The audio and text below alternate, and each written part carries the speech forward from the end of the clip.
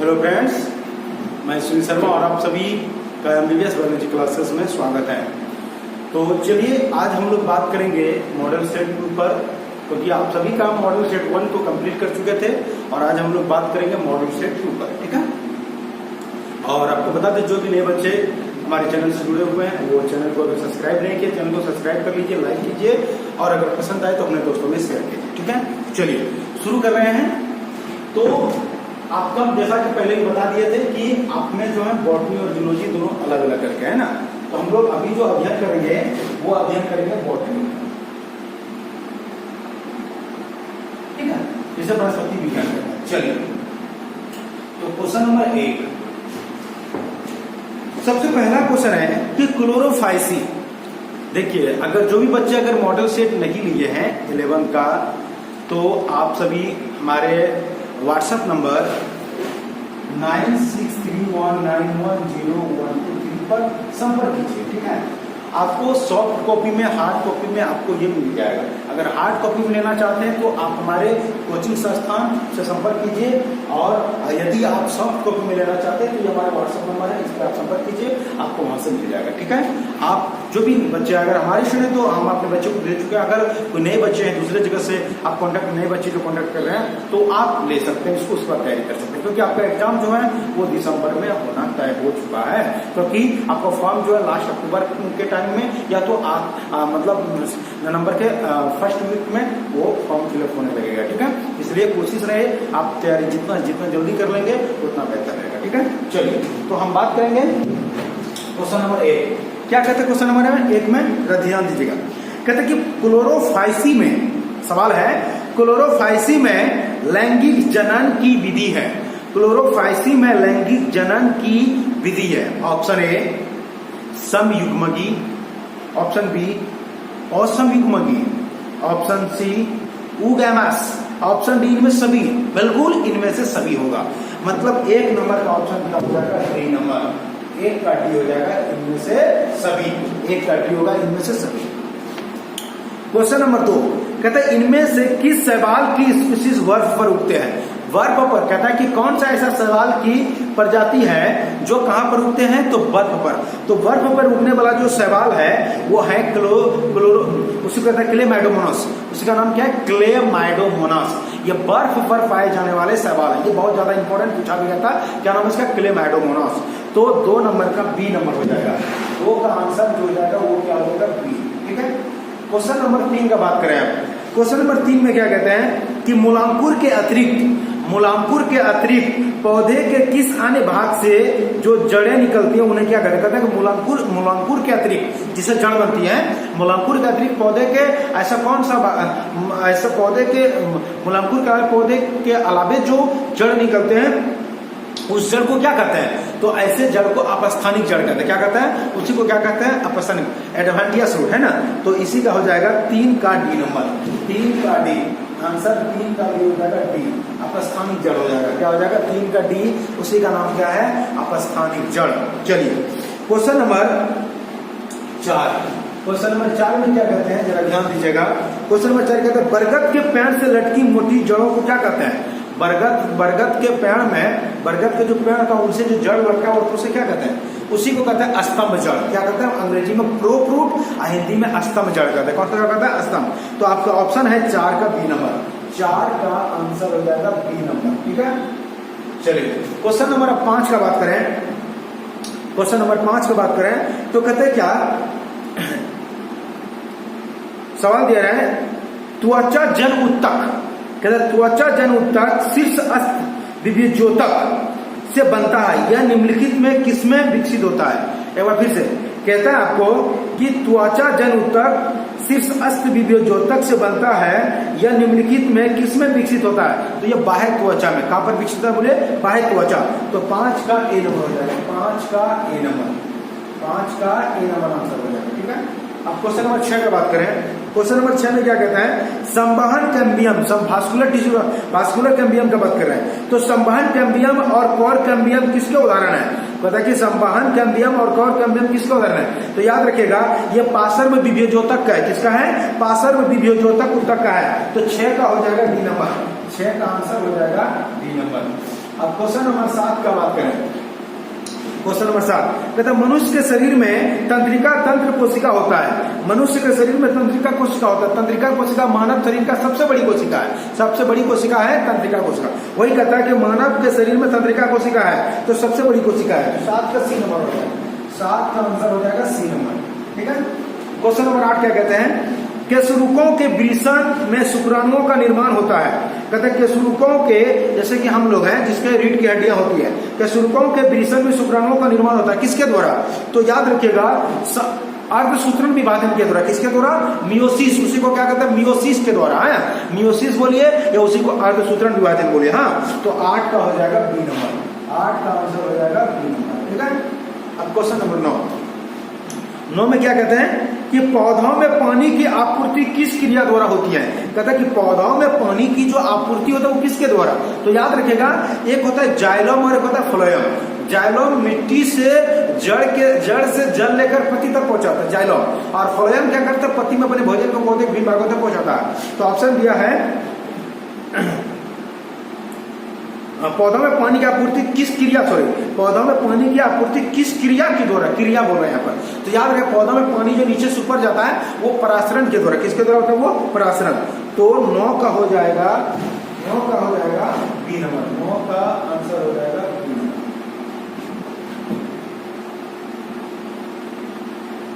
10 number क्या कहते हैं? यदि एक कोशिका को ऐसे विलयन में डालें जिसका प्रासरण दाब कोशिका रस के प्रसरण दाब से अधिक हो तो क्या होगा? एक बार फिर से कहते हैं यदि एक कोशिका को ऐसे विलयन में डालें जिसका प्रसरण दाब कोशिका रस के प्रसरण दाब से अधिक हो तो क्या होगा? जल का कोशिका के बाहर विसरण हो जाएगा, है ना। कोशिका जो होगा मतलब जल का कोशिका के बाहर विसरण होगा। जल का कोशिका के बाहर विसरण होगा। 10 का बी नंबर हो जाएगा। ठीक है। 10 का बी नंबर आंसर हो जाएगा। 11 आपको जब हम प्रासरण पढ़ाएंगे विसरण पढ़ाएंगे तब आपको क्लियर होगा।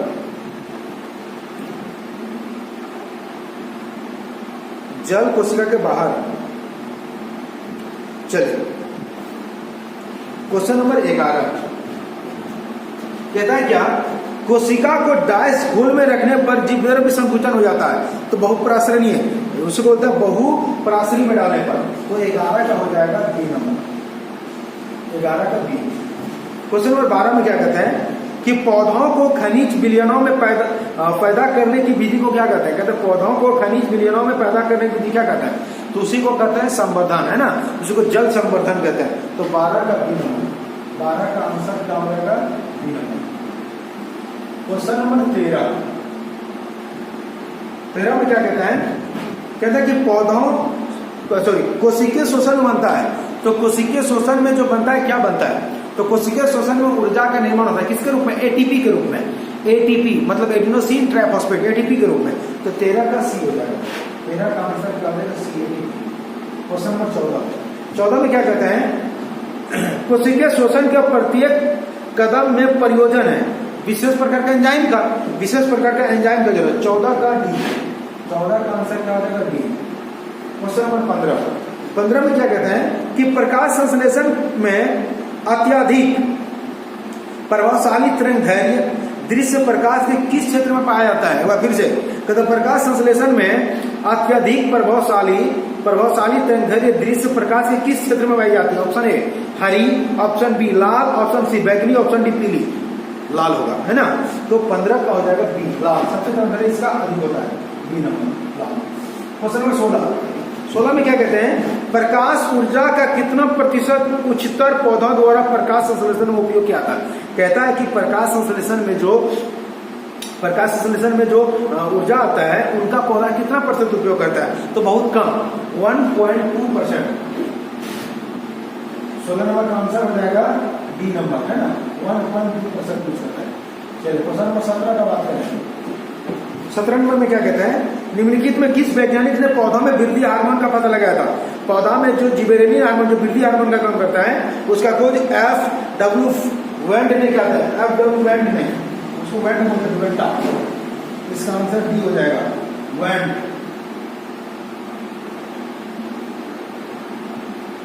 F.W. वेंड। 18 नंबर क्वेश्चन। 18 नंबर वृद्धि से तात्पर्य है कोशिका विभाजन, कोशिका विभेदन, कोशिका दीर्घन। क्या होगा? इनमें से सभी हो, मतलब ये तीनों हो जाएगा। ठीक है, तो 18 का डी, 18 का डी। क्वेश्चन नंबर 19 कहता है कि ग्लाइकोलाइसिस होता है, ग्लाइकोलाइसिस क्रिया कहाँ होता है? तो कोशिका द्रव में होता है। कहाँ होता है? कोशिका द्रव में। तो 19 का ए नंबर हो जाएगा। अब क्वेश्चन नंबर 20 कहता है पादप कोशिका में कोशिका विभाजन डायस के माध्यम से होता है। कहता है क्या कि पादप कोशिका में कोशिका विभाजन डायस के माध्यम से होता है, तो कोशिका पट्टिका से। तो 20 का ए नंबर हो जाएगा। 20 का आंसर हो जाएगा ए, कोशिका पट्टिका।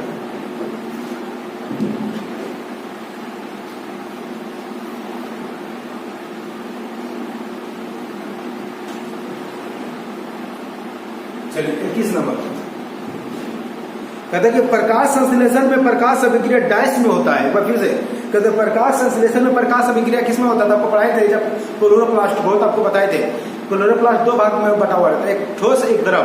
ठोस पदार्थ को ग्राना कहते हैं, तरल पदार्थ को स्ट्रोमा कहते हैं। तो बताए थे आपको कि लाइट रिएक्शन, प्रकाश संश्लेषण का दो भाग, एक लाइट रिएक्शन एक डार्क रिएक्शन। तो लाइट रिएक्शन जो प्रकाश अभिक्रिया वो कहाँ होता है? तो ग्राना वाले भाग में, और जो डार्क रिएक्शन होता है वो कहाँ होता है? स्ट्रोमा वाले भाग में, है ना। तो वही कह रहा है आपको कि प्रकाश संश्लेषण में प्रकाश अभिक्रिया होता है, किसमें होता है? तो ग्राना में।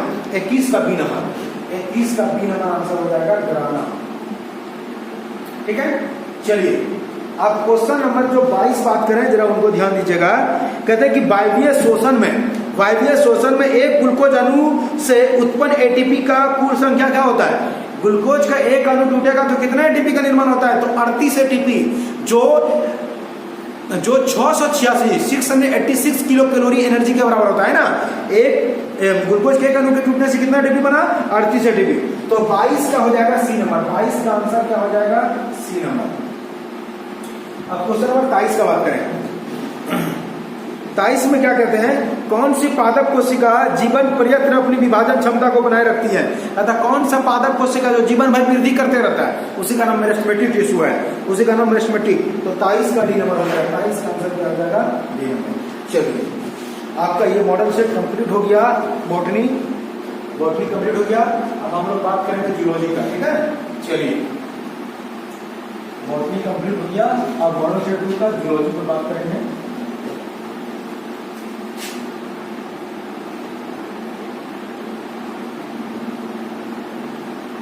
चलिए 1 नंबर क्वेश्चन में क्या कहता है? कहता है कि जैव विविधता में सम्मिलित है। तो जैव विविधता में जमीनीय, जलीय, पारिस्थितिकी तंत्र, मतलब ये सभी सम्मिलित है ना। तो जैव विविधता में सम्मिलित है कौन कौन? ये तो तीनों कौन कौन? जमीनीय, जलीय, पारिस्थितिकी, सभी हो जाएगा इनमें से। तो 1 का हो जाएगा डी नंबर। 1 का आंसर हो जाएगा डी। ठीक है, क्वेश्चन नंबर 2 कहता है कि स्पीसीज प्लैंटेरम किसने लिखा था? आपको बताया था कैरोलस लिनियस ने। स्पीसीज प्लैंटेरम किसने लिखा था? कैरोलस लिनियस ने। 2 का डी। 2 का आंसर क्या हो जाएगा? डी। ठीक है, क्वेश्चन नंबर 3 में कहते हैं जल संचालन। कहते हैं जल संचालन तंत्र किस संघ के जंतुओं का लक्षण है? तो वह इकाइनोडर्मेटा के बता भी चुके हैं। 3 का बी नंबर। 3 का आंसर क्या हो जाएगा? B number. क्वेश्चन नंबर 4 में क्या कहते हैं? इनमें से कौन मेमेलिया वर्ग का उदाहरण नहीं है? ऑप्शन दे देते हैं। कहते हैं इनमें से कौन मेमेलिया वर्ग का उदाहरण नहीं? ऑप्शन ए चूहा मेमेलिया वर्ग का उदाहरण है, बी हाथी, ऑप्शन सी शेर, ऑप्शन डी सांप। कौन नहीं है? सांप, क्योंकि सांप जो है मेमेलिया, ये अपने बच्चे को दूध नहीं पिलाती है, मतलब डी। तो 4 का हो जाएगा डी। 4 का आंसर क्या हो जाएगा? डी। 4 का आंसर हो जाएगा डी। ठीक है, 5 नंबर क्वेश्चन में कहते हैं इनमें उत्तक कौन है? इनमें उत्तक कौन है? ऑप्शन दिया अमाशय, ऑप्शन बी यकृत, ऑप्शन सी रुधिर, ऑप्शन डी द्विका। तो इसमें से उत्तक कौन है? तो अमाशय। 5 का ए। 5 का ए। क्वेश्चन नंबर 6 ये इपिथेलियम उत्तक की बनी होती है। अगला 6 नंबर ग्रेनम पाया जाता है। ग्रेनम, उसी को ग्रेना बोले, ग्रेनम पाया जाता है किसमें? तो क्लोरोप्लास्ट में। तो 6 का बी नंबर। 6 का आंसर क्या हो जाएगा? B number.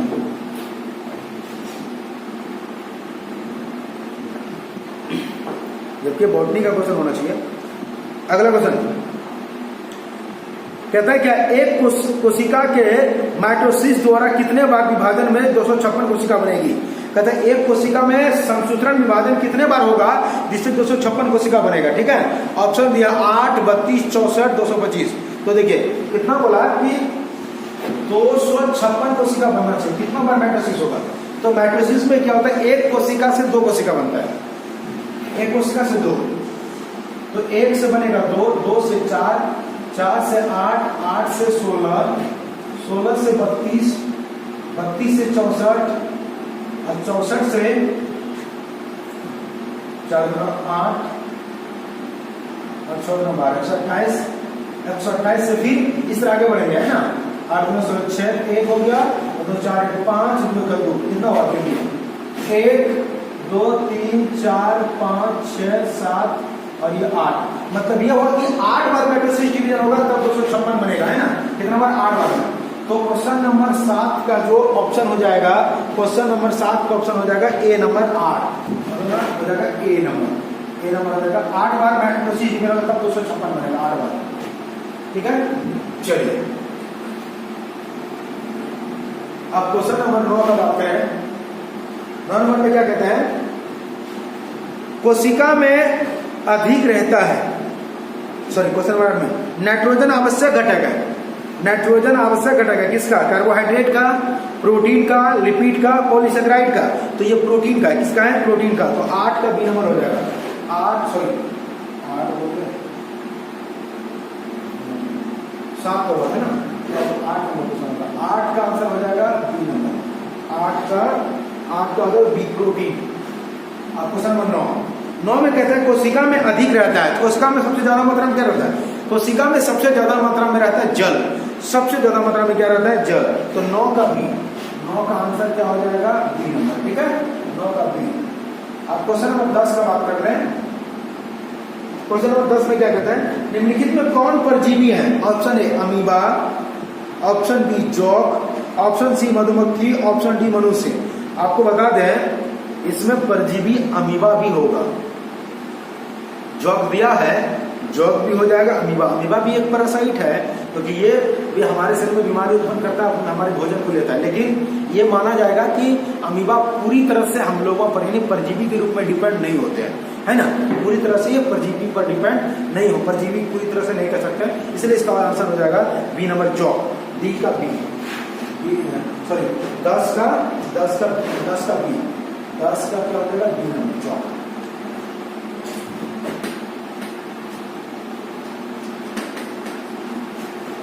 चलिए क्वेश्चन नंबर 11 का बात करें। 11 नंबर में क्या कहते हैं, आमाशय खुलता है। तो आमाशय कहां पर खुलता है? तो आमाशय खुलता है ग्रहणी में। आमाशय में आमाशय कहां खुलता है? तो ग्रहणी। तो 11 का सी, 11 का आंसर क्या हो जाएगा? सी, 11 का सी। आप क्वेश्चन नंबर 12 में क्या कहते हैं, शोषण का परिणाम है। शोषण जब हम लोग लेते हैं तो उसके बदले में हम लोग क्या छोड़ते हैं? तो कार्बन डाइऑक्साइड। तो 12 का सी, 12 का डी आंसर होगा, 12 का ऑप्शन नंबर डी हो जाएगा, CO2 कार्बन डाइऑक्साइड छोड़ते हैं। 13 नंबर क्वेश्चन में क्या कहते हैं, तो डीसीटी का पूरा नाम क्या है? डीसीटी, तो डीसीटी का पूरा नाम है डिस्टल कॉन्मुलेटिव ट्यूब्यूल, है ना। क्या डिस्टल कॉन्मुलेटिव ट्यूब्यूल। तो 13 का ए नंबर हो जाएगा, जब तक डीसीटी का पूरा नाम है ना, तो 13 का ए नंबर हो जाएगा। क्वेश्चन नंबर 14 में क्या कहते हैं, मनुष्य के श्वास नली में पाए जाते हैं। मनुष्य के श्वास नली में क्या पाया जाता है? तो ये पाए जाते हैं उपास्थि के बने अपूर्ण बलय मिलता है। ठीक है, उपास्थि का, चूंकि वो हड्डी नहीं तो उपास्थि, इसलिए वो लचीला रहता है। ठीक है, तो 14 का डी नंबर, 14 का आंसर क्या हो जाएगा? डी। 15 में कहते हैं मनुष्य के हृदय में बेस होता है। मनुष्य का हृदय कितने कक्ष में बटा होता है? 4 कक्ष में, 4 बेस होते हैं। तो 15 का सी, 15 का आंसर क्या हो जाएगा? सी। क्वेश्चन नंबर 16 में क्या कहते हैं, यूरिया का संश्लेषण होता है। यूरिया कहां पर बनता है? तो यूरिया बनता है यकृत में। कहां बनता है? यकृत में। 16 का हो जाएगा सी नंबर आंसर, 16 का सी, 16 का क्या हो जाएगा? सी, यकृत। 17 नंबर यूरिकोटेलिक जंतु है। ऐसे यहाँ पर यूकैरियोटिक लिखना था, यूरिकोटेलिक लिख गया है। कहता है क्या कि यूकैरियोटिक जंतु है, तो कीट, पक्षी, छिपकली सभी है यूकैरियोटिक जंतु, जिसमें सही केंद्रक होता है। तो 17 का हो जाएगा सभी, यानी ऑप्शन नंबर डी हो जाएगा। ठीक है, क्वेश्चन नंबर 18 का बात करें। 18 में कहते हैं युगलिना का प्रचलन अंग है, तो फ्लैजेला, युगलिना जो चलता है किससे चलता है? फ्लैजेला से चलता है। तो 18 का बी, 18 का आंसर क्या होगा? बी। अब क्वेश्चन नंबर 19 में कहता है कि नेत्र के लिए प्रयोजनी विटामिन है, तो आंख के लिए कौन सी विटामिन की आवश्यकता है? Vitamin A. तो 19 का डी, 19 का आंसर क्या हो जाएगा? डी हो जाएगा। ठीक है। अब 20 नंबर, 20 में क्वेश्चन में क्या कहता है? अंतःस्रावी ग्रंथि कार्य करती है, अंतःस्रावी ग्रंथि हार्मोन रिलीज करता है, हार्मोन द्वारा कम करती है। तो 20 का सी नंबर, 20 का आंसर सी होगा। 21 में कहता है कि विषाणु, विषाणु क्या है? तो विषाणु अकोशिकीय है, इसमें कोशिका नहीं होता है, विषाणु में कोशिका नहीं, अकोशिकीय होता है। तो 21 का बी नंबर होगा, 21 का आंसर होगा बी।